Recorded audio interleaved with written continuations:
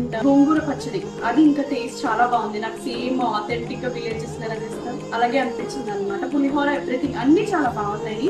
Apricot delight అదొకటి అసలు మంచి సాఫ్ట్ గా తింటలా కడిపేలా ఉందన్నమాట. అది మస్ట్ ట్రై. మొక్కజొన్న వడలు అవైతే ఇంకా ఆథెంటిక్, ఇంకా ఎగ్జాక్ట్ కాలంలో చేసే వడలాగా అండ్ బాగున్నాయి.